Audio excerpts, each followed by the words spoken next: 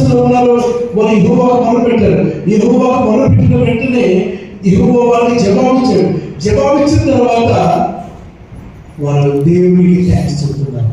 చూడండి, ప్రాబ్లం వచ్చింది, దేవుడికి ప్రార్థన చేశారు, దేవుడు వాళ్ళకి జవాబిచ్చిన తర్వాత వాళ్ళ దేవుడికి కృతజ్ఞతాస్తుతులు తెలియజేస్తున్నారు. హల్లెలూయా. ఈ అధ్యాయం అంతా కూడా ఇదే మనం చూస్తూ ఉంటాం. ఈ ప్యాటర్న్ మనం చూస్తూ ఉంటాం. అంటే ఒక కీర్తనకారుడు ఈ బైబిల్లో దాదాపు 4 విషయాల గురించి, కష్టకాలము, సమస్య వచ్చినప్పుడు దేవుడికి ప్రార్థన చేయడము, దేవుడికి ప్రార్థన చేసిన తర్వాత దేవుడు కష్టం నుండి విడిపించిన తర్వాత మళ్ళీ దేవుడికి థ్యాంక్స్ చెప్పడము అనేది రిపీట్ అవుతూనే ఉంది. కీర్తనకారుడు ఎంత చక్కగా అర్థం చేసుకున్నాడండి, ఎంత క్లియర్గా దేవుడి చిత్తాన్ని అర్థం చేసుకున్నాడు.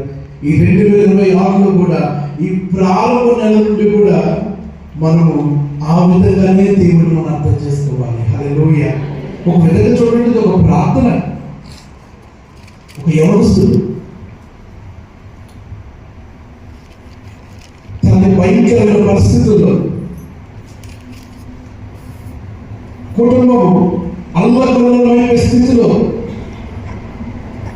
ఈ కీర్తన పట్టుకొని, ఈ కీర్తన పదే చదువుతూ, ఈ కీర్తననే పాఠరూపముగా, ఈ కీర్తననే ప్రార్థనగా మార్చుకొని పలుకుతూ దేవుని ఆరాధిస్తూ స్తుతిస్తూ ఉన్నప్పుడు ఈ కీర్తనలో ఉన్నట్టు ఆ యవనస్తుడి జీవితంలో కూడా ఆ భయంకరమైన శ్రమ శోధన నుండి బయటకు వచ్చేసాడు. హల్లెలూయా.